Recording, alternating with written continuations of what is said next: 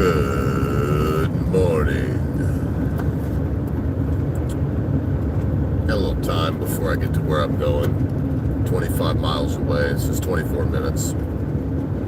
I'm south of Indianapolis on 65, mile marker 87. As always, there's construction here.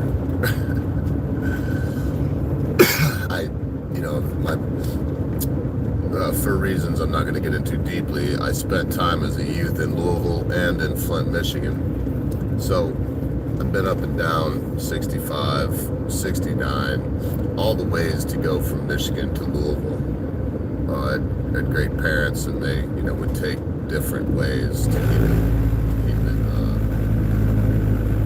I gotta come out to slow me down, but I'm going slower than everybody else. Anyway, anything to keep the trip interesting. So here I am on a very familiar highway that's had construction on it, to my certain knowledge, for 45 years. My first memories of going down this road, I was about 4 years old.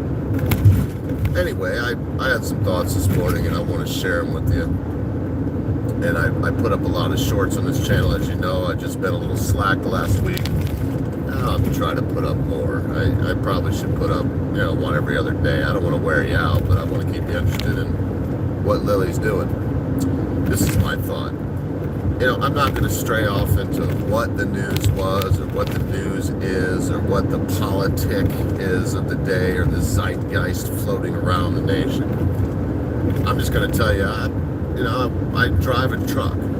I have hours and hours and hours every day to occupy a restless mind, and I do that. I listen to audiobooks. I listen to a lot of news, okay? And it doesn't matter, Tucker Carlson or Rachel Maddow. Everyone likes to think that their talking head is the best, and their talking head don't lie, but all the other ones do. Listen, they all lie. I don't know if they all do it intentionally.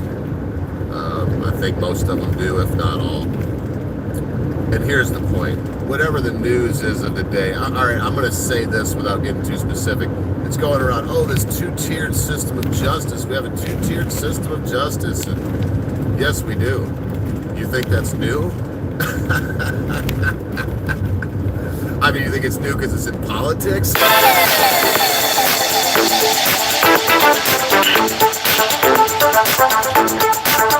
this song that I get my WhatsApp on, so I just had to shut that off. Anyway, it's not new. It's not new for whatever political power of the time.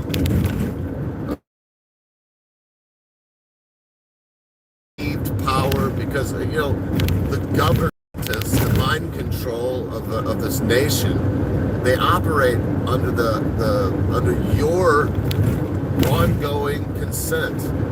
If all of America was like, listen, you can't do that anymore, it would be over. You get people like, I've heard people, I don't want to mention names, but I've heard politicians say, well, if you're going to try to take on the government, you're going to need some nukes and a couple F-15. No, that's not how it works. It really isn't. No, if the people wanted to change this country, and the people being 70% of the human beings in this country, it's changed. It will change. It'll change either by fiat, by vote, or by force. That said, this isn't new. You mean some fancy politician's son gets a sweetheart deal while some hated politician is being maliciously prosecuted for nothing? Oh, okay. That's brand new, huh? Well, I didn't come equipped with examples for you. If someone does watch this in the future, it's like, that dumb truck driver again. Yes, I'm a dumb truck driver, and yes, again, I'm making ridiculous wind pass over my stupid vocal cords, and sounds are coming out of my food hole. And hey, that's what it amounts to. You should think of that, of my opinion. Hopefully there's some pearls in there you can pick out of the pig shit. But let's face it, your opinion, my opinion, let's not put too much stock in it. The whole problem going on right now is that people are unwilling to realize that they are not the smartest entity on earth. I included. As I speak and say things that I believe, I need to be open to the fact that I am probably incorrect. Why do I say probably? Because human beings are more incorrect than correct. So it's appropriate for me to say probably I am incorrect. What I just said is absolutely true, 100% correct, as is everything. No, I'm just kidding.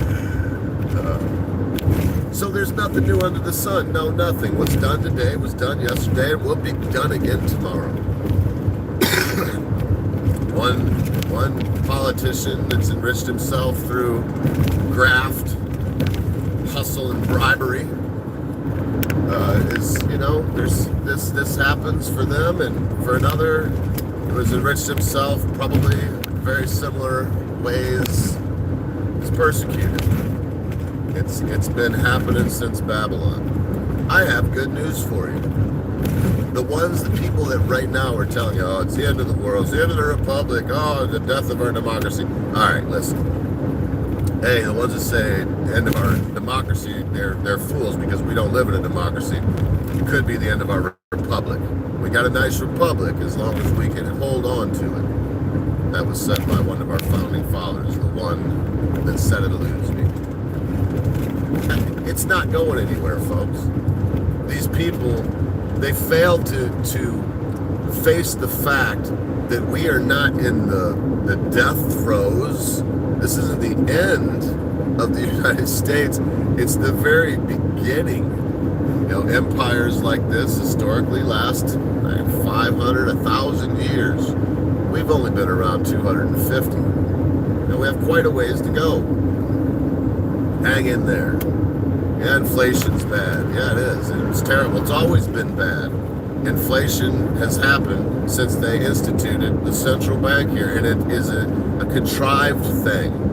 It's a planned thing. It's something that they know. They can make it happen, or quicker or less, depending upon how much money they pump into the system. Pump in a bunch of money, inflation. Just like I'll mention her because she's such an odious piece of garbage. Janet Yellen. Under the auspices of chairman of the central bank of the Fed, all right, should not be there. Shouldn't the position is illegal and shouldn't exist because only Congress has the right to coin money. Paper money is illegal. And listen, you're probably hearing that going, Hogan's crazy. All right, okay, I'm crazy, but I'm just telling you what the law is. It has been subverted, and it has been, defied for over a century in the case of money. So Janet Yellen, someone that, should have a working knowledge of finances and how equilibrium works and how things find a balance, supply and demand, how if there is more of something, it is worth less, period. That's not up for debate. And so you get this mouth breather on TV talking about, I don't see how us pumping a bunch of money in it. Okay, I'm getting off topic, but this is a tangent anyway. This whole thing is a tangent. Yes, if you print more money, it's going to be worth less. If you print less money, it'll be worth more. It could go in the other direction. They could stop printing money today, so there will be no more money put in circulation. Yeah, it'd cause a panic at first, but boy, the dollar would get strong very quickly as people saved and were more careful with what they spent it on. Some products would become much more expensive, some would become much less expensive. It's a wonder. John Nash, everybody's seen the movie A Beautiful Mind, portrayed, I thought, brilliantly by Russell Crowe. He's the one that, wow, I don't know if you saw that on the camera, but that Hub Group truck just flung a stone at the windshield. That was nearly a windshield cracker. But portrayed brilliantly by Russell Crowe. John Nash was the man that realized, to us it seems so simple, that no, the best outcome's not achieved when everyone does what's best for themselves in the group, but the best outcome is achieved when everyone in the group does what's best for themselves and the group. And then he built off of that and expounded on the theory of an equilibrium, that fulcrum point that commerce rests on. All right, this is probably so boring. You know what?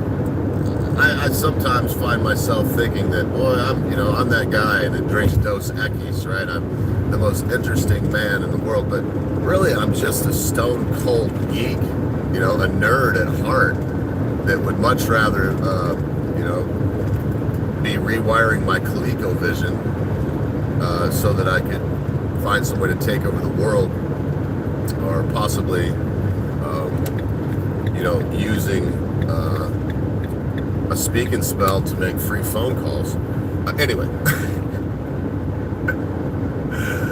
those are just the things that I love. And so I love the idea of commerce and the exchange of money and how these things work. And it's interesting to me, but to you, probably not so much. So don't worry too much about the country.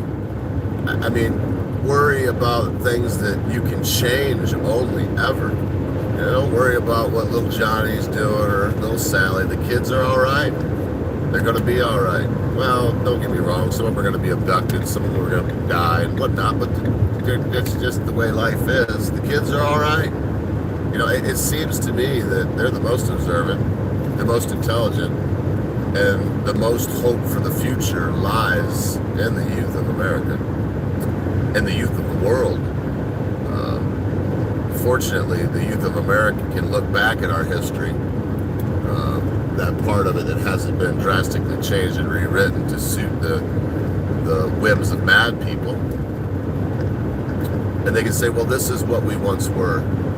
I'll give you a little, I'm going to leave you on this, and I'm getting relatively close. And here in about 10 miles, I've got to get off the highway, and I'll have to pay stricter attention to what I'm doing. Freedom is a dangerous thing, and necessity is it's the plea of every tyrant, it's the creed of every slave. We need this thing. That's William Pitt the Younger, and I'm paraphrasing. We tell ourselves we need laws, we need someone to have a higher claim on the authority of your self-preservation.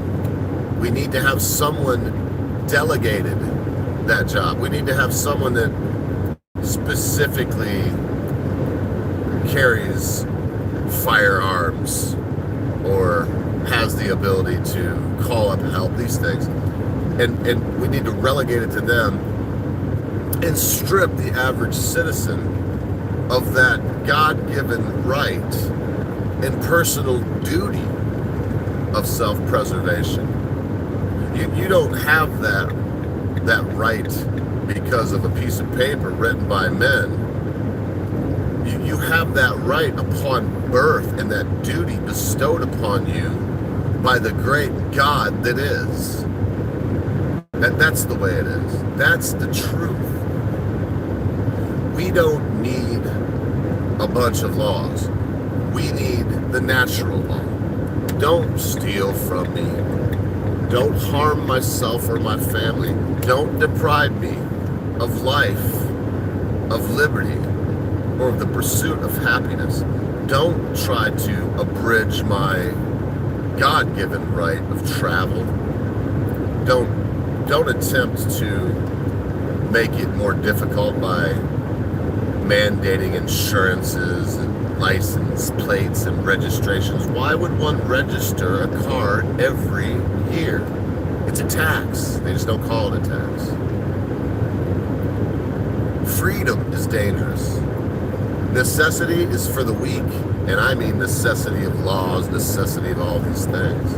No, a community can have a vigilance brigade. A community can have a fire department.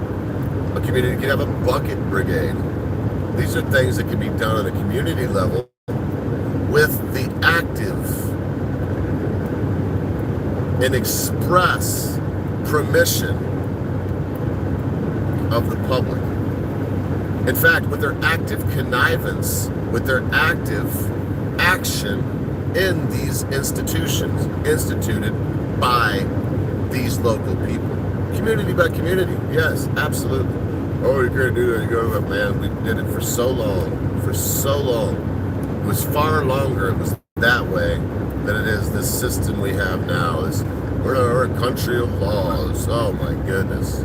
I get so sick of hearing that. Laws is ignorance of the laws, no excuse. Okay, when the law is don't kill me, don't harm me, don't deprive me of property, don't interfere with my free movement. When those are the laws, these obvious things that are now interfered with all the time by these road pirates and these other entities. Okay, when it was those laws, when you could cite the laws off the top of your head, any human being could. Yes, ignorance of those laws is no excuse.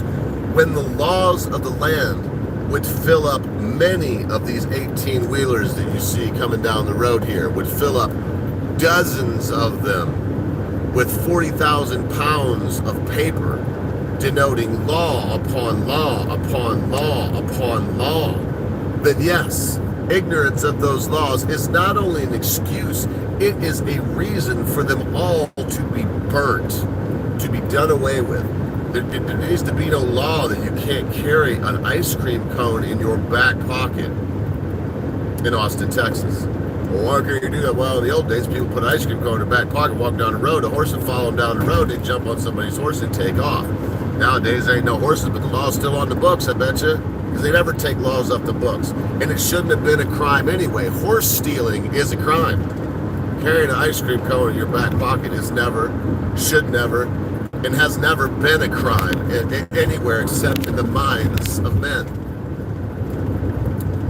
And what happens in the minds of men is a very powerful thing. And remember this, folks, if you forget everything else I've said today, don't really matter. Just remember this. Be good to your friends, be good to your family members, be good to your loved ones.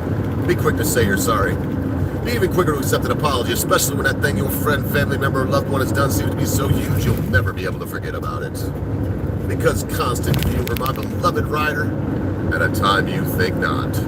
Your friends, your family members, your loved ones, your life, and your beloved United States of America will